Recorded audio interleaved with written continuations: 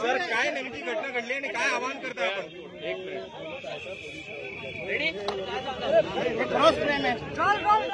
Sir Congress sir समोर भवन जे कार्यालय आहे सर समोर बघा सर. भाजप युवा मोर्चाचे कार्यकर्ते आल्याची माहिती पोलिसांना मिळाली होती.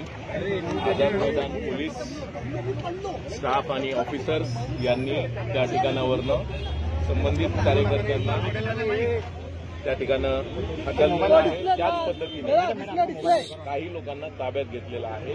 त्यांचं मेडिकल करण्याची प्रक्रिया चालू आहे आणि जी काही तक्रार कोण देत असेल त्यांना लेखी स्वरूपात त्यांची तक्रार नोंदवण्यात सांगण्यात आलेलं आहे. तसेच या ठिकाणी पोलिसांतर्फे आम्ही दोन्ही गटांना आवाहन करतोय, कोणीही या परिसरामध्ये जमण्यास आम्ही मनाई केलेली आहे. या परिसरात कोणत्याही कार्यकर्त्यांनी येऊ नये हे आम्ही सगळ्यांना सूचित करतो. मुंडे साहेब, एक प्रश्न आहे. समोरच आझाद मैदान पोलीस स्टेशन आहे. आधी कल्पना होती का नव्हती की इकडे येऊन असं आंदोलन होणार आहे? या संदर्भाने कोणतीही पूर्वसूचना किंवा लेखी माहिती पोलिसांकडे किंवा तोंडी स्वरूपात प्राप्त नव्हती. मिळालेली घटनेच्या पूर्वी जी काही माहिती मिळाली त्या आधारे काही पोलिसांना आम्ही पाठवून अतिरिक्त पोलीस बळ सुद्धा त्या ठिकाणी पाठवलेलं होतं. आंदोलनकर्ते कोण होते काय आयडेंटिफाय झाले का? या संदर्भाने अधिक जी माहिती आहे ती सगळ्या गोष्टी तपासल्यानंतर गुन्हा दाखल झाला गुन्हा दाखल झालाय का ते देखील सांगा सर. गुन्हा दाखल झालाय की नाही ते देखील सांगा.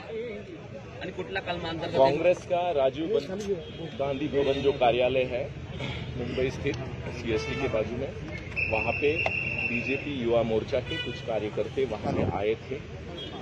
इसकी जानकारी पुलिस को कुछ देर पहले मिली थी. आजाद मैदान पुलिस के ऑफिसर्स और टीम और कुछ अधिक स्टाफ भी वहां पे हमने भेज के इसको रिस्पॉन्ड किया है.